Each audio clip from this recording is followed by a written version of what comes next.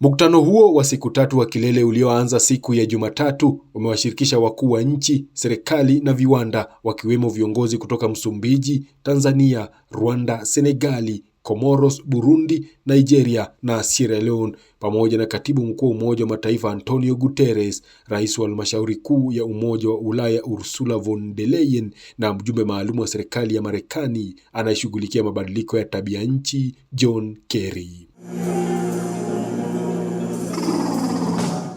Akizungumza kwenye mkutano huo, katibu mkuu wa Umoja wa Mataifa Antonio Guterres amesema nishati jadidifu, yaani renewable energy, inaweza kuwa muujiza wa Afrika, lakini akaongeza kuwa wananchi ndio wanapaswa kulifanya hilo litokee. Africa is home to 60% of the world's best solar resources, but only 2% of global investments in renewable energy over the last 2 decades.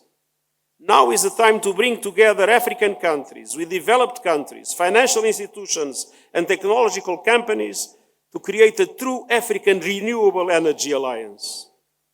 With adequate access to financial resources at reasonable cost and technological support, renewables could dramatically boost economies, grow new industries, create jobs, and drive development, including by reaching the over 600 million Africans living without access to power. Renewable energy could be the African miracle, but we must make it happen. We must all work together for Africa to become a renewable energy superpower.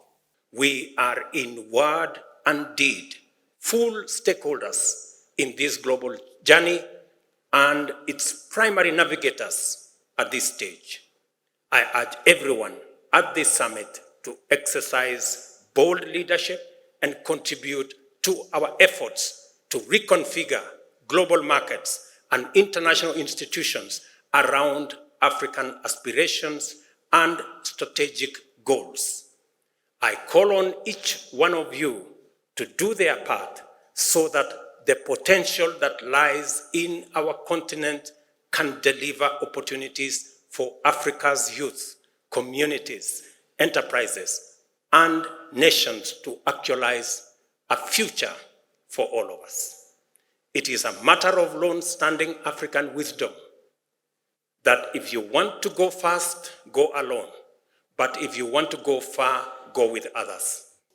Human capital dividend in Africa is another force to reckon.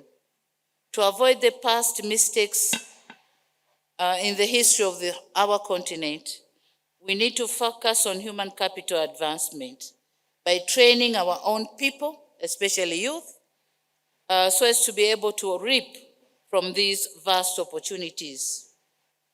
We need to consider the climate crisis as an opportunity to address the youth unemployment challenges. Nishati safi ya mpito katika mataifa yanayoendelea duniani itakuwa muhimu ili kuweka hai lengo la makubaliano ya Paris la kupunguza ongezeko la joto duniani chini ya kiwango cha nyuzi joto 2 cha wakati wa kabla ya viwanda. Ili kufanikisha hilo, shirika la nishati la kimataifa linasema uwekezaji unahitaji kuongezeka hadi dola trilioni 2 kwa mwaka ndani ya muongo mmoja, hili likiwa ongezeko la mara 4.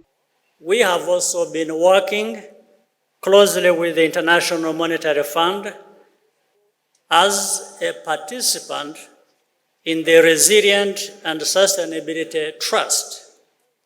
We have access to long-term financing to further integrate climate into our economic policies.